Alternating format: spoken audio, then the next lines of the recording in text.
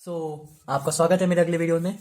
अभी तक अपन plasma proteins के बारे में पूरा पढ़ चुके थे। प्लाज्मा प्रोटीन के फंक्शन भी पढ़ चुके हैं, बस उसका एक फंक्शन रह गया था, कोलॉइडल ऑस्मोटिक प्रेशर को कैसे रेगुलेट करता है।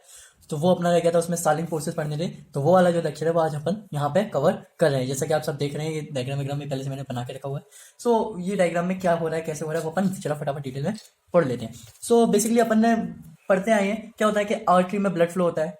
आर्टरी है, हार्ट से निकली आर्टरी में ब्लड फ्लो होगा, फिर वो कैपिलरीज का नेटवर्क बनाएगी जो टिश्यू के अंदर बनेगा।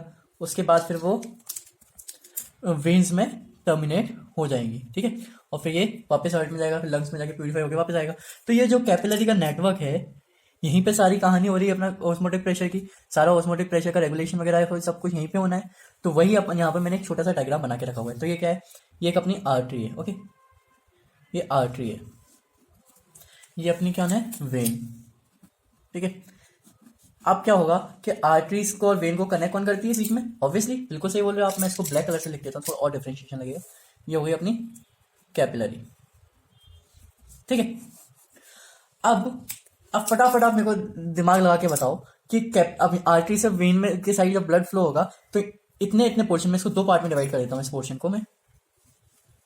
तो क्या होना चाहिए, आर्टरी से जब ब्लड फ्लो होगा, आर्टरी के एंड से जब आर्टीरियल एंड से कैपिलरी में ब्लड जाएगा, तो क्या होना चाहिए कि जो ब्लड का ऑक्सीजन है वो बाहर आना चाहिए, मतलब कि यहाँ से ट्रांसपोर्ट बाहर होना चाहिए फ्लूइड का, ठीक है। और फिर सेकंड वाले केस में क्या होगा, जब वेन में जा रहा है ब्लड, तो यहाँ पे जो डीऑक्सीजनेटेड ब्लड है वो वापस से इसमें वेन में आना चाहिए। तो ये तो अपने को समझ आ रहा है। लेकिन ये जो अंदर बाहर जाने का जो मैकेनिज्म है, उसको कौन रेगुलेट कर रहा है? वो जो इनको रेगुलेट कर रहा है उसका नाम क्या है? Starling forces, okay. Starling forces की पूरी कहानी को रेगुलेट करें। अब ये स्टार्लिंग फोर्सेस बना कौन रहा है? ऑब्वियसली बिल्कुल सही, स्टार्लिंग फोर्सेस बना रहे हैं अपने प्लाज्मा प्रोटीन्स। प्लाज्मा प्रोटीन ही अपना अब कोई भी मतलब फ्लूइड में अगर अपन ने कुछ, वाटर का क्या प्रेशर है, कुछ नहीं, उसमें कुछ अपन मिला नहीं, तभी तो उसका ऑस्मोटिक प्रेशर बनता है, तभी तो सारी चीजें बनती है। तो स्टार्लिंग फोर्सेस वगैरह को कौन रेगुलेट कर रहा है? कौन बना रहा है? अपना एल्ब्यूमिन मेनली, सीओपीओ, सब कुछ रेगुलेट कर रहा है। इसलिए तो ये अपने को इतनी सी कहानी समझ आ गई, बिल्कुल आ गई। अब बात करते हैं कि लाइक हुआ क्या, यहाँ से ब्लड फ्लो होना चालू हुआ, ब्लड फ्लो होना चालू हुआ। अब यहाँ से इसको ब्लड को बाहर आना है ऑक्सीजन डिलीवर करने के लिए। तो अब हाँ, इससे पहले एक चीज, ये पढ़ने के लिए एक चीज और बता देता हूँ आपको मैं, कि जो ब्लड यहाँ से ऐसे बाहर जाएगा, जो ब्लड यहाँ पे ऐसे बाहर आएगा, इस प्रोसेस को बोलेंगे अपन फिल्ट्रेशन। क्या बोलेंगे? फिल्ट्रेशन। और जो ब्लड है वो वापस इसमें अंदर आएगा, तो फटाफट गैस लगाओ, क्या होगा? क्या होगा? ऑब्वियसली एब्जॉर्प्शन,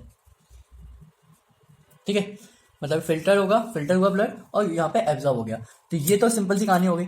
अब इन सब चीजों को अब आपको थोड़ा सा कंसेप्चुअली सोचो कि एक पाइप है, ठीक है, एक पाइप है, उसमें बहुत छोटे छोटे छोटे छोटे छेद है, बहुत छोटे छोटे छोटे होल्स हैं। तो अगर मैं इस पाइप में प्रेशर बढ़ा दूं, क्या बढ़ा दूं? प्रेशर, मतलब फोर्स लगा दूं पाइप में, तो क्या होगा कि जो पानी है वो ज्यादा निकलेगा इन होल्स से, है ना।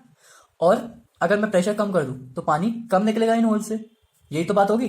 तो अपने को इतना समझ आ रहा है कि इस पाइप, मतलब ये वाली कैपिलरी को यहां दिखा रहा हूं मैं, इस पाइप में जो अंदर से जो फोर्स लग रहा है वो क्या करेगा? फिल्ट्रेशन कॉज करा रहा है, ठीक है। ये वाला फोर्स क्या करा रहा है?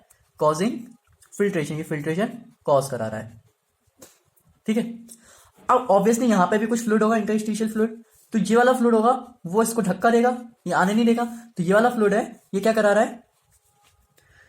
एब्जॉर्प्शन करा रहा है, ठीक है। अब इनका नाम पता कर लेते हैं, इनका नाम क्या है।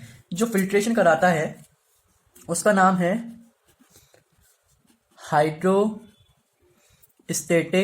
प्रेशर, मतलब पानी द्वारा पड़ने वाला प्रेशर इनसाइड, सॉरी ऐसा लिख सकते हैं, हाइड्रोस्टेटिक प्रेशर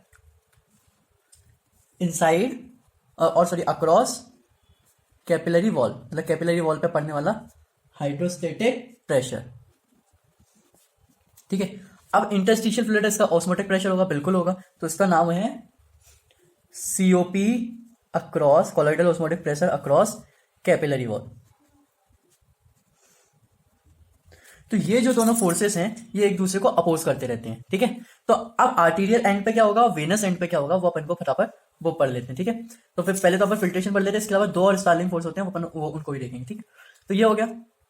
अब क्या होगा कि यहां से वाटर, यहां से ब्लड है उसको फिल्टर होना है। तो यहाँ पे obviously hydrostatic pressure HP COP से ज्यादा होना चाहिए। और यहाँ पे उल्टा होना चाहिए, मतलब सीओपी एचपी से ज़्यादा होना चाहिए। और होता भी ऐसा है, यहाँ पे आर्टीरियल एंड पे एचपी होता है अपना अराउंड 37 mm ऑफ एचजी, और जो अपना सीओपी होता है वो होता है लगभग 25 mm ऑफ एचजी।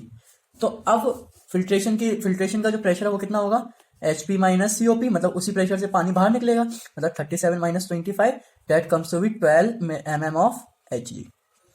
ठीक है, अब यहाँ पे क्या होना चाहिए, सीओपी ज्यादा होना चाहिए, तो फिर यहाँ का एचपी होता है 15। सीओपी कांस्टेंट है, क्योंकि सीओपी कांस्टेंट ही रहेगा, सीओपी कितना रहेगा 25 एमएमएचजी। ठीक है, तो अब क्या होगा, COP minus HP that is 25 minus 15 is equal to 10 mmHg.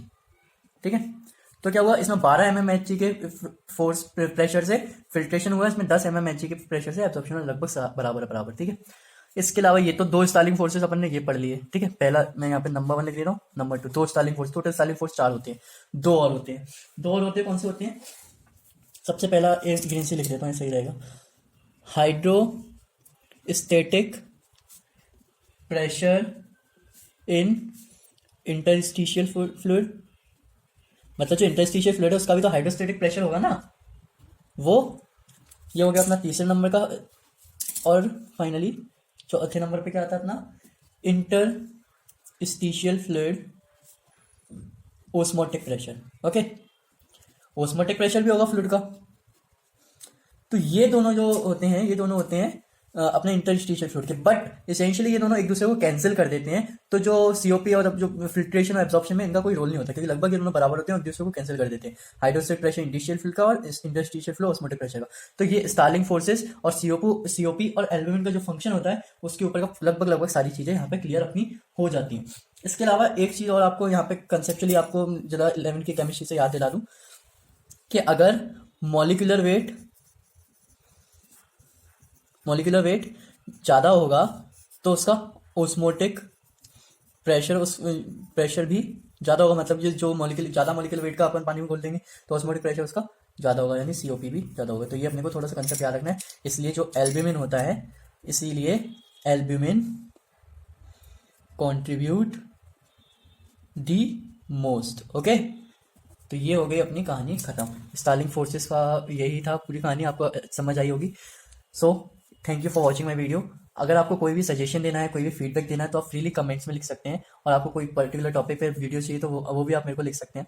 And please like share and comment and subscribe, ये मेरे को बहुत मोटिवेशन देता है आपके लिए और भी अच्छी वीडियोज़ आने के लिए।